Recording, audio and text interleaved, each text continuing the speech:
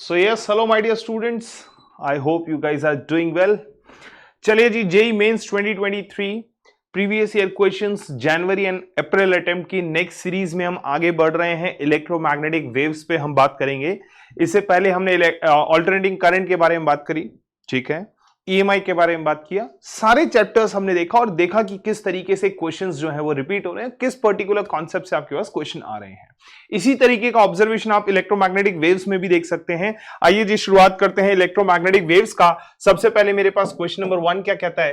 Question number 1 कहता है कि इन E vector and K vector represents electric field and propagation vectors. ठीक है भाई, ये electric field vector and propagation vectors है of the electromagnetic waves in vacuum, then the magnetic field vector given by. ठीक है, मैग्नेटिक फील्ड वेक्टर कौन से किससे दिया जाएगा? तो बड़ा सिंपल सा क्वेश्चन है। अगर मैं प्रोपगेशन की बात करूं तो मैग्नीट्यूड ऑफ मैग्नेटिक फील्ड कैसे दिया जाएगा? के क्रॉस ई से दिया जाएगा। के क्रॉस ई 1 बाय ओमेगा के क्रॉस ई वेक्टर, के vector cross E vector, this is magnetic field vector. Direct बहुत नॉर्मल सा क्वेश्चन है हमारे पास ये। सो option number first is the correct answer. चलिए जी नेक्स्ट क्वेश्चन की तरफ चलेंगे बच्चों। नेक्स्ट क्वेश्चन है मेरे पास, the electric field and magnetic field components of the electromagnetic wave going through a vacuum is described by Ex is equals to E naught sin kx minus omega t and By is equals to B naught kz minus omega t। Sorry, Ex भी है kz और By भी है मेरे पास B naught sin kz minus omega t। Then the correct relation between E naught and B naught is given by। तो simple सी कहानी है, simple सी कहानी है। मैं इसको सॉल्व कर सकता हूं। मेरे को Ex दिया हुआ है x एक्सिस के अलावा, मैग्नेटिक फील्ड दिया हुआ है y एक्सिस के अलावा। ठीक है, अगर मैं वेव की बात करूं तो वेव कौन सी डायरेक्शन में मूव कर रही होगी? z एक्सिस के अलोंग मूव कर रही होगी। यहां से देख के मैं बता सकता हूं wave is moving along z axis. ठीक है, तो वेलोसिटी क्या हो जाएगा इसका? Velocity is E naught by B naught ना। वेलोसिटी कितना हो जाएगा इसका? Velocity is equals to E naught upon B naught। और वेलोसिटी हम जानते हैं, वेलोसिटी क्या होता है हमारे पास में? Velocity is nothing but coefficient of t upon coefficient of direction, यानी कि ओमेगा टाइम ओमेगा बाय के, दिस इज वेलोसिटी। अगर आपको कोई इक्वेशन दिया रहता है तो उससे डायरेक्ट इक्वेशन ऑफ वेव से आप उसका वेलोसिटी बता सकते हैं, बिल्कुल बता सकते हैं। स्पीड ऑफ वेव, अगर वेलोसिटी ऑफ वेव की बात करेंगे, स्पीड की बात करेंगे तो स्पीड क्या हो जाता है? Coefficient of T upon ratio of coefficient of T upon coefficient of this, जो भी एक्सिस है यहाँ पर z एक्सिस दिया हुआ है तो coefficient of T upon coefficient of z, ये आ जाएगा मेरे पास omega by k is equals to E naught by B naught। हम इसको क्रॉस मल्टीप्लाई करते हैं तो omega B naught is equals to k times of E naught आ जाएगा। So this will be the relation, omega B naught is equals to omega B naught is equals to k times of E naught। Option number 3 is the correct answer. Clear है बच्चों? चलिए जी next question है मेरे पास में, N electromagnetic wave is transporting energy in the negative z direction. Negative z direction में वो energy को ट्रांसपोर्ट कर रहा है। ठीक है, नेगेटिव z डायरेक्शन में एनर्जी को ट्रांसपोर्ट करता है हमारे पास में। ठीक है भाई, at a certain point certain time the direction of electric field of the wave is along positive y direction. What will be the direction of magnetic field wave at that point and at that instant? ठीक है, देखो propagation, अगर मैं बात करूं transporting energy यानी कि direction of propagation कहां है मेरे पास? z, negative z direction. तो E cross B will gives you the direction of speed. भाई हम जानते हैं अगर स्पीड की बात करेंगे तो ये कैसे निकलता है? E क्रॉस B से निकलता है। ठीक है, E cross B। Electric field किधर है मेरे पास? Y एक्सिस के अलोंग है। Electric field is along Y axis, Y axis के अलोंग इलेक्ट्रिक फील्ड है। मुझे क्या करना है? मुझे कुछ ऐसा काम करना है कि मेरे पास मैग्नेटिक फील्ड कहां की तरफ जाए, प्रोपगेशन कहां उसका? नेगेटिव z डायरेक्शन में। तो देखो Y एक्सिस में तो इलेक्ट्रिक फील्ड है तो कंफर्म हो गया। अब इस Y एक्सिस का कौन से के साथ मैं क्रॉस मल्टीप्लीकेशन करूं कि नेगेटिव z डायरेक्शन आ जाए? तो Y क्रॉस x कर दूंगा, y क्रॉस x कर दूंगा तो क्या आ जाएगा? माइनस जे आ जाएगा। भाई सिंपल सी कहानी, ए आई जे के। ठीक है, अगर हम ऐसे चलते हैं तो सीधा i क्रॉस j से k मिलता है। मुझे क्या चाहिए? मुझे तो माइनस k चाहिए, तो उल्टा क्रॉस करना पड़ेगा। y एक्सिस को x एक्सिस के साथ मल्टीप्लाई करूंगा, क्या मिल जाएगा? ये मिल जाएगा। ठीक है, j cross i will gives you what? Minus k क्या? ठीक है, तो मेरे को वेलोसिटी पता है कौन सी डायरेक्शन में था, मैं इलेक्ट्रिक फील्ड पता है कौन सी डायरेक्शन में था, तो मैग्नेटिक फील्ड कहां आ गया? पॉजिटिव x डायरेक्शन के along. Option number 4 is the correct answer. चलिए जी नेक्स्ट क्वेश्चन की तरफ चलेंगे। नेक्स्ट क्वेश्चन क्या कहता है हमारे पास में, नेक्स्ट क्वेश्चन है हमारे पास कुछ इक्वेशंस हमें दी हुई है, match the list 1 with the list 2। ठीक है, गॉस लॉ इन इलेक्ट्रोस्टैटिक्स की बात करेंगे बच्चों। इलेक्ट्रोस्टैटिक्स में गॉस लॉ क्या बताता है, integral E dot ds, integral E dot DS is how is equals to what, flux. Flux की बात करी थी हमने, अगर फ्लक्स की बात करेंगे तो फ्लक्स क्या होता है, electric flux, integral E dot DS is equals to Q inside, Q enclose या Q inside upon epsilon naught. तो देखिए electrostatic Gauss law, fourth option.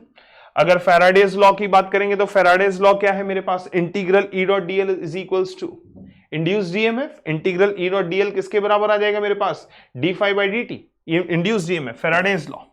ठीक है, गॉस लॉ इन मैग्नेटिज्म की बात करूंगा बच्चों, तो गॉस लॉ इन मैग्नेटिज्म क्या है, इंटीग्रल मैग्नेटिज्म के अंदर गॉस लॉ क्या रिप्रेजेंट करता है, इलेक्ट्रोस्टैटिक के अंदर जो सिमिलर चीज थी।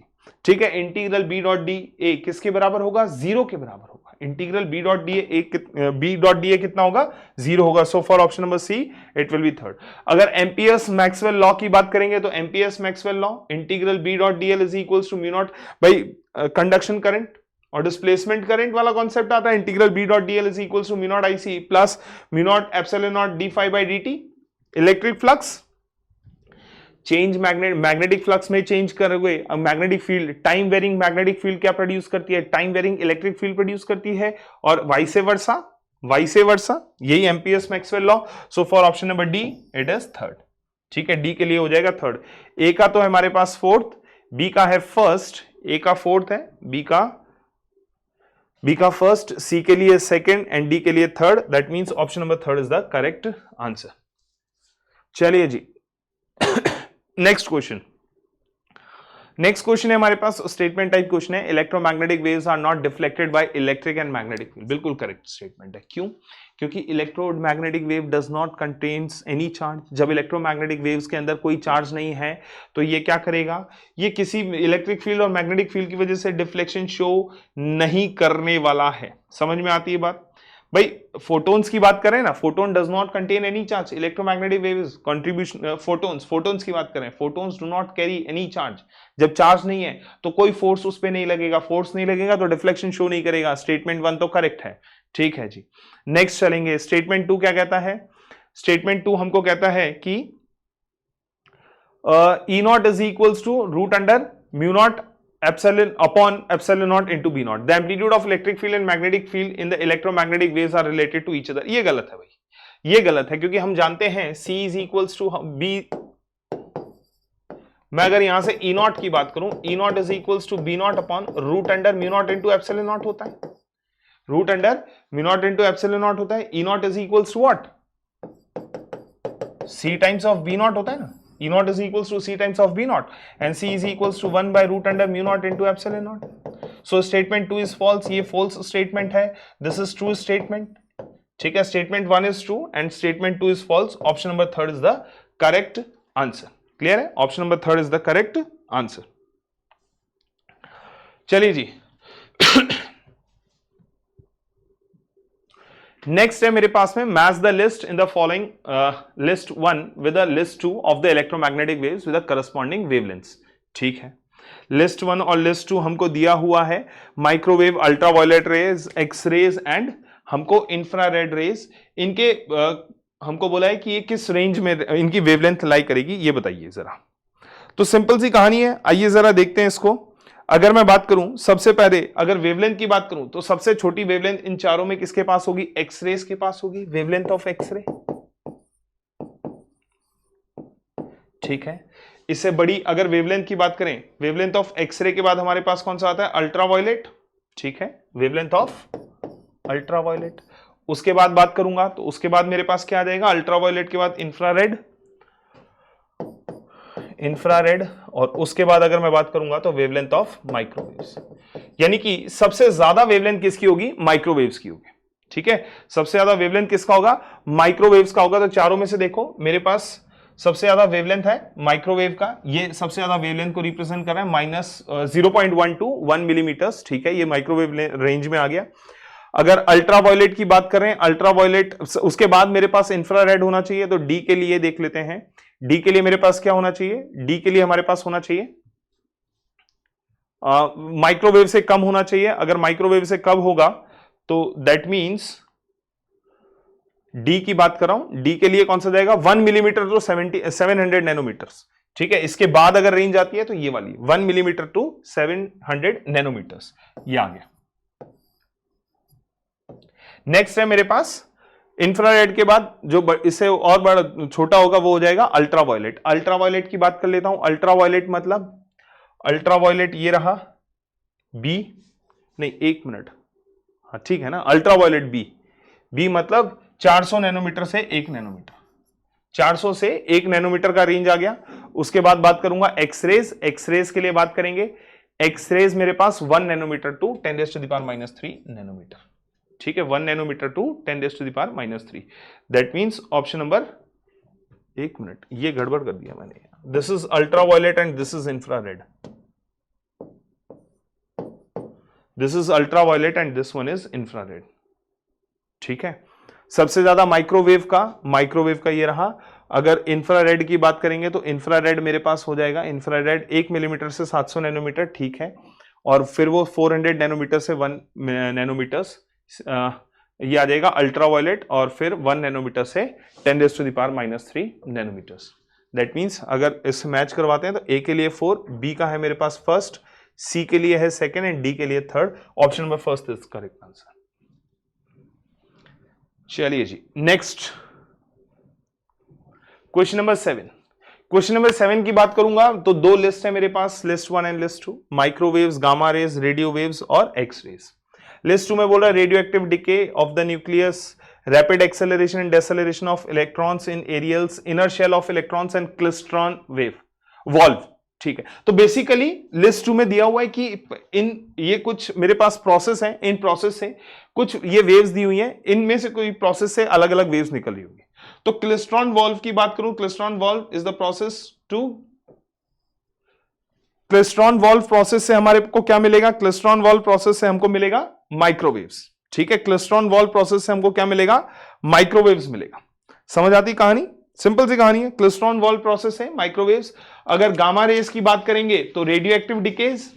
ठीक है, radio active decays, gamma rays मतलब रेडियो एक्टिव डिके की वजह से इस प्रोसेस में मिलेगा। ठीक है, ए के लिए तो हो गया फर्स्ट, बी के लिए सॉरी ए के लिए हो गया फोर्थ, बी के लिए हो गया हमारे पास फर्स्ट। ठीक है जी, सी के लिए बात करेंगे radio waves, radio waves rapid acceleration and deceleration of electrons. ठीक है, एरियल्स के अंदर आप रैपिड एक्सेलरेशन और डेसेलरेशन करेंगे इलेक्ट्रॉन्स का तो रेडियो वेव्स का जनरेशन होगा।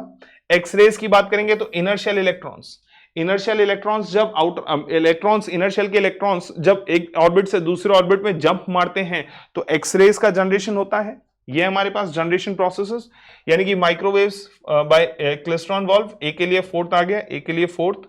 ठीक है, ये नहीं होगा, ये नहीं होगा, सेकंड और थर्ड। गामा रेज बी के लिए हमारे पास फर्स्ट, बी के लिए first, option number second is the correct answer.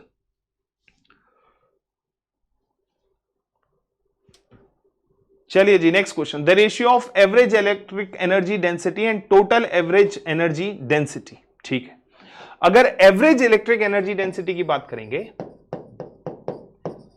Average electric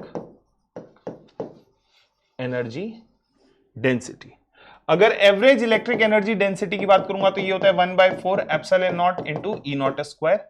और टोटल एवरेज एनर्जी की डेंसिटी की बात करेंगे, average total energy, total average energy, total average energy की अगर मैं बात करूंगा तो ये हो जाएगा half epsilon naught into E naught square.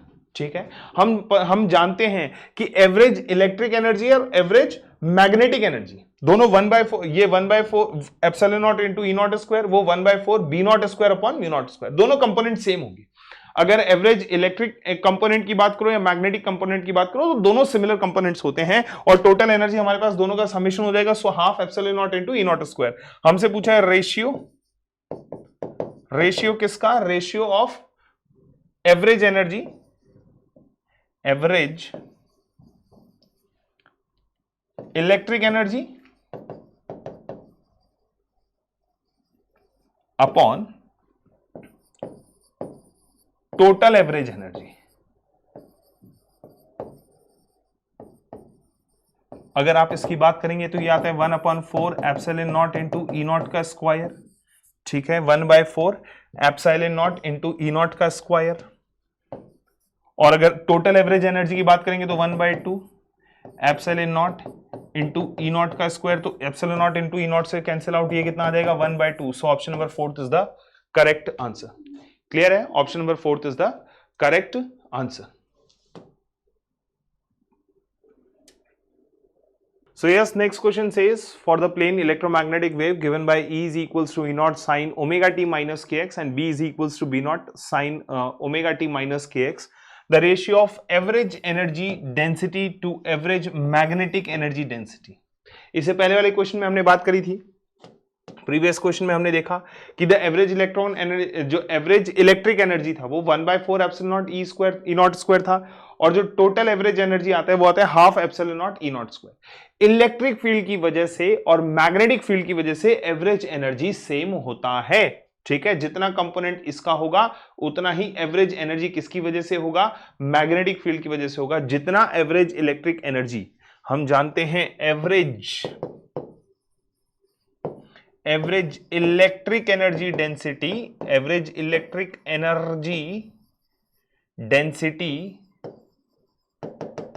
Is equals to average magnetic energy density. दोनों की वजह से मैग्नेटिक एनर्जी डेंसिटी बराबर बराबर रेशियो में होता है, और नेट एनर्जी इन दोनों का समेशन होता है। नेट एवरेज एनर्जी क्या होता है, इन दोनों का समेशन होता है, एवरेज मैग्नेटिक एनर्जी डेंसिटी। और अगर रेशियो की बात करेंगे तो इनका रेशियो कितना आएगा, 1:1। That is option number 4 is the correct answer. चलिए जी नेक्स्ट क्वेश्चन की तरफ चलेंगे। नेक्स्ट ऑप्शन मेरे पास क्या है, नेक्स्ट क्वेश्चन क्या है मेरे पास, the energy density associated with the electric field E and magnetic field B of an electromagnetic wave in free space is given by half epsilon naught into E square half B square upon mu naught. ये तो है किसके साथ, magnetic field के साथ, और ये है किसके साथ, इलेक्ट्रिक फील्ड के साथ। This is average energy associated with the electric field and average energy density associated with the magnetic field. E is equals to E square upon 2 epsilon naught, ठीक है, E square upon 2 epsilon naught, ये नहीं होगा, ये हो सकता है, ठीक है, ये भी हो सकता है, ये भी नहीं होगा। ऑप्शन नंबर 4, इनके नामकरण चेंज कर लेना थोड़े से, 2, 3, 4, ठीक है। तो अगर मेरे पास हम बात करेंगे तो मेरे पास जो आंसर है वो हो जाएगा answer option number 2, half B square upon 2 epsilon not. Option number 2 is the correct answer, ठीक है जी। आइए जी नेक्स्ट क्वेश्चन की तरफ चलते हैं। नेक्स्ट क्वेश्चन हमको क्या बोलता है, नेक्स्ट क्वेश्चन कहता है कि the energy of an electromagnetic wave contained in the small volume oscillates with. देखो एवरेज एनर्जी की बात करता हूं इलेक्ट्रोमैग्नेटिक वेव में, अगर एनर्जी की बात करूंगा तो ये क्या हो जाएगा, E देख लेता हूं, E not sine omega t minus k x से देख लेते हैं इसको, ठीक है। ये छोटे से वॉल्यूम में बात कर रहा हूं, स्मॉल वॉल्यूम में बात कर रहा हूं, तो इसका एनर्जी डेंसिटी क्या हो जाएगा, d upon d V. Energy density कितना हो जाएगा, एनर्जी डेंसिटी छोटे से वॉल्यूम में बात कर रहे हैं, energy density is how much, d U upon d V, ठीक है। D U upon d V की बात करूंगा कितना हो जाएगा, half epsilon naught into E square हो जाएगा, ठीक है। Epsilon naught into E square कर लेता हूं, जैसे इसको सॉल्व करेंगे, epsilon naught into E naught square sine square omega t minus k x. देखिए यहां पर साइन स्क्वायर का कंपोनेंट आ गया, जब साइन स्क्वायर का कंपोनेंट आ गया तो फ्रीक्वेंसी क्या हो गई, इसकी डबल हो गई। फ्रीक्वेंसी क्या हो गई है, इसकी डबल हो गई है, क्योंकि आप इसको कन्वर्ट करेंगे किसमें, ये हो जाएगा E naught square epsilon naught into E naught square sine square theta cos 2 theta. आपको याद होगा कॉस 2 थीटा को हम क्या लिखते थे, 1 - 2 साइन स्क्वायर थीटा। तो साइन स्क्वायर थीटा को कन्वर्ट कर सकता हूं किसमें, 1 माइनस, ये बनेगा cos of 2 omega t minus 2 के x divided by 2, divided by 2। तो देखिए ना फ्रीक्वेंसी कितना हो गया है, फ्रीक्वेंसी डबल हो गया है। यहां पर फ्रीक्वेंसी क्या था, यहां पर फ्रीक्वेंसी ओमेगा था, यहां पर कितना हो गया है, डबल हो गया है। Frequency will double, double the frequency of wave. Option number first is the correct answer. आइए जी नेक्स्ट चलेंगे हम लोग। The amplitude of magnetic field in electromagnetic wave is given by this, ठीक है, प्रोपगेटिंग अलोंग, ये है मेरे पास मैग्नेटिक फील्ड का amplitude. The maximum value of electric field, आसान question, E naught is equals to C times of B naught होता है बच्चों, ठीक है। जरा वैल्यूज पुट करो, C speed of light 3 into 10⁸ metre पर सेकेंड, बी नॉट का वैल्यू लिख दूंगा 6 इंटू 10⁻⁻7, ये कितना आ गया 180 वोल्ट पर मीटर, ठीक है, 180 volts per meter. Option number second is the correct answer. आइए जी नेक्स्ट क्वेश्चन की तरफ चलते हैं। नेक्स्ट क्वेश्चन क्या कहता है हमको, नेक्स्ट क्वेश्चन कहता है कि the electric field in an electromagnetic wave is given by this, E is equals to 20 sin omega t minus X by C, ठीक है, जे कैप के अलॉन्ग है, किसके अलॉन्ग है, जे कैप के अलॉन्ग है, where omega and C are the angular frequency and velocity of electromagnetic wave respectively, ठीक है भाई। The energy contained in the volume of this, volume दिया हुआ है विल बी, ठीक है भाई, एनर्जी कंटेंट पूछ रहा है हमसे। अगर एनर्जी कंटेंट की बात करेंगे तो कितना हो जाएगा, half epsilon naught into E naught square. Energy density कितना होता है, energy density is equals to U per unit volume is how much, energy density, यही तो एनर्जी डेंसिटी है, एनर्जी पर यूनिट वॉल्यूम कितना है, ये half epsilon naught into E naught square. जरा वैल्यूज देखिए, यू एनर्जी कितना हो जाएगा, this is energy per unit volume, इसको हम एनर्जी डेंसिटी कहते हैं। एनर्जी कितना हो जाएगा, half epsilon naught into E naught का स्क्वायर इनटू वॉल्यूम, ठीक है, सारी वैल्यूज दी हुई है। और ऑप्शंस देखो, आपको एप्सिलॉन नॉट को कन्वर्ट करने की जरूरत भी नहीं पड़ेगी, जरा ऑप्शंस में नजर मार लेना एक बार। एप्सिलॉन नॉट का वैल्यू कितना 8.85 इंटू 10⁻⁻12, यही दिया हुआ है, ठीक है। ई नॉट की बात कर लेता हूं, ई नॉट का वैल्यू ये रहा, ई नॉट 20 का स्क्वायर कर लेना 20 इंटू 20, ठीक है। वॉल्यूम कितना दिया हुआ है बच्चों, 5 इंटू 10⁻⁻4, 5 इंटू 10⁻⁴, ये इससे कैंसिल आउट कितने टाइम्स, 10 टाइम्स, ये बनेगा 5 2 ज़ा 10, ठीक है। तो ये टोटल कितना हो गया 1 2 3, 3 0 बनेंगे, 5 2 ज़ा 10, ये बन जाए, ये कितना बनेगा 200 इंटू 5 1000, ये 10⁻⁻5 है। So your answer will be 8.85 into 10⁻⁻13 joule, this much amount of energy, 8.85 into 10⁻⁻13 joule. Option number fourth is the correct answer.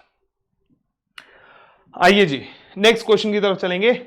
Next question हमारे पास, a plane electromagnetic wave of frequency 20 megahertz propagates in the free space along X direction, X direction के along जा रही है, ठीक है, and at a particular space and time, ठीक है। E vector is equals to 6.6 J cap, what is the value of B at this point। अब हम जानते हैं E क्रॉस B क्या होता है बच्चों, E cross B is equals to C cap, E cap cross E vector cross B vector is equals to C vector, ठीक है। सिंपल सी कहानी, B वेक्टर को B नॉट मान लेता हूं, ये J कैप के अलोंग है, ये किसके अलोंग है, पॉजिटिव एक्स एक्सिस के अलोंग है, ये पॉजिटिव वाई एक्सिस। देखो इसको मानना है पॉजिटिव I, ये क्या आना चाहिए पॉजिटिव I। अगर पॉजिटिव I लाना है तो क्या होगा, इलेक्ट्रिक फील्ड किसके अलोंग है, वाई एक्सिस के अलोंग है, इलेक्ट्रिक फील्ड किसके अलोंग है, वाई एक्सिस के अलोंग है। आपकी वेलोसिटी क्या होनी चाहिए, पॉजिटिव एक्स एक्सिस आनी चाहिए, वेलोसिटी इधर आनी चाहिए, ये वेलोसिटी हो गया, this is direction of velocity, ये इलेक्ट्रिक फील्ड हो गया, ठीक है। जरा देखो तो V क्रॉस B करोगे तो E आएगा, यानी कि मैग्नेटिक फील्ड कहां आएगा आपके पास, K कैप के अलोंग, मैग्नेटिक फील्ड किसके अलोंग आएगा आपके पास, K कैप के अलोंग। समझ आती है बात, magnetic field is along K cap, positive Z axis, समझ आती है बात, पॉजिटिव Z एक्सिस। तो ये तो कंफर्म हो गया कि ये हमारे पास होना चाहिए पॉजिटिव K कैप, ये क्या होना चाहिए पॉजिटिव K कैप। अब मैग्नीट्यूड की बात कर लेता हूं, मैग्नीट्यूड ऑफ B कैसे निकालोगे, मैग्नीट्यूड ऑफ B निकालने का तरीका है C बाय B कर देंगे, नहीं सॉरी E बाय B कर देंगे, E बाय C,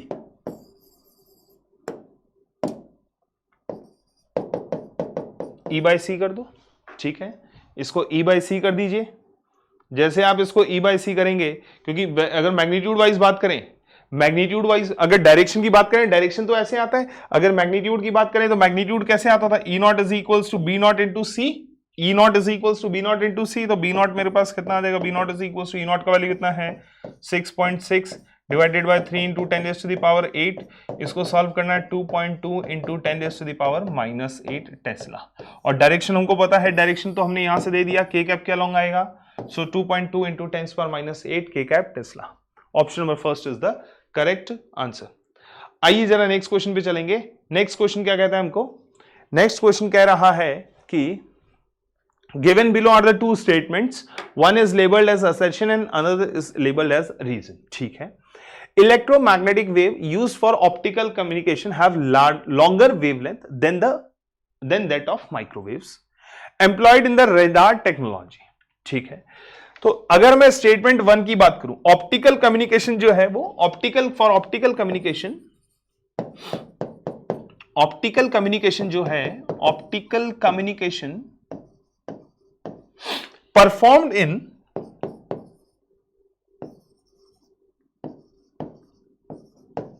जो फ्रीक्वेंसी रेंज हो जाएगा वो हो जाएगा 1 टेराहर्ट्ज टू 1000 हर्ट्ज। ठीक है, ये रेंज होता है हमारे पास। अगर मैं बात करूं इलेक्ट्रोमैग्नेटिक वेव्स, जो इलेक्ट्रोमैग्नेटिक वेव्स हम यूज कर रहे हैं, the EM waves used for electromagnetic waves use for optical communication जो है हमारे पास, जो इलेक्ट्रोमैग्नेटिक वेव्स यूज करोगे फॉर ऑप्टिकल कम्युनिकेशन, इनकी जो वेवलेंथ होगी वो कैसे होगी, शॉर्टर वेवलेंथ होगी, लॉन्गर नहीं होगी। कैसी होगी, have shorter wavelength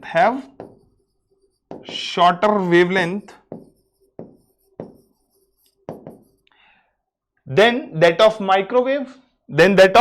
microwaves used in radar, इनकी वेवलेंथ छोटी होगी then that of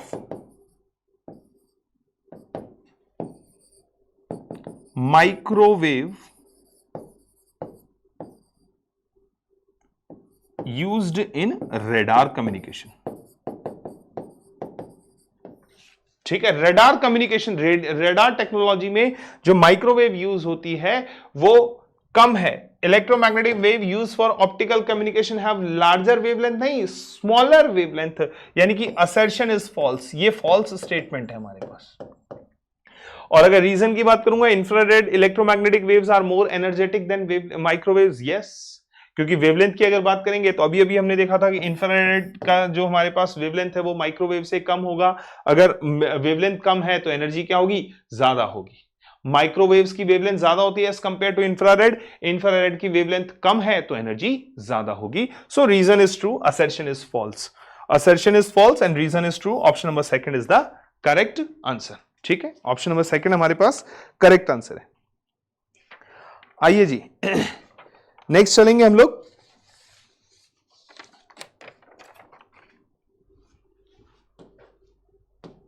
question number 16 क्या बोलता है, the source of time varying magnetic field में B. Time varying magnetic field किसकी वजह से आएगा, जब भी कोई चार्ज पार्टिकल को आप एक्सेलरेट या डेसेलरेट कर दो। सिंपल सी कहानी है, किसी भी चार्ज पार्टिकल को आप या तो एक्सेलरेट करो या डेसेलरेट करो, तभी तो वो time varying magnetic field generate कर रहा होगा। अब परमानेंट मैग्नेट की वजह से नहीं भाई। And electric field changing linearly with the time, अगर लीनियरली चेंज हो रहा है तो वो time varying magnetic field generate नहीं करेगा। डायरेक्ट करंट नहीं, ये मैग्नेटिक फील्ड नहीं जनरेट कर रहा होता है। A decelerating charge particle, yes this is producing time varying magnetic field. अगर डायरेक्ट करंट की बात करेंगे तो टाइम वेरिंग मैग्नेटिक फील्ड नहीं जनरेट करता है। An antenna fed with a digital signal, नहीं, ये तो बिल्कुल कोई ऑप्शन ही नहीं बनता है हमारे पास। यानी कि अगर कोई चार्ज पार्टिकल हमने डेसेलरेट किया है तो वो टाइम के साथ साथ वेरिंग मैग्नेटिक फील्ड जनरेट करेगा। ईएमआई में हम लोगों ने पढ़ा हुआ है। Option number D is the only correct answer. So option C, option number 2 is the correct answer. चलिए जी नेक्स्ट हम लोग बात करेंगे, which of the following Maxwell's equation is valid for time varying condition but not valid for static condition. ठीक है, time varying के लिए कंडीशन वैलिड हो बट स्टैटिक कंडीशन वैलिड ना हो। अगर इसकी बात करेंगे तो ये क्या है, ये तो स्टैटिक कंडीशन में है। एक तरीके से क्या है, ये ये गॉस लॉ इन मैग्नेटिज्म है। अगर E डॉट dl की बात करेंगे तो ये भी हमारे पास स्टैटिक कंडीशन में है, तो ये भी नहीं होगा। Integral D dot dA is equals to Q, तो ये भी हमारे पास नहीं होगा।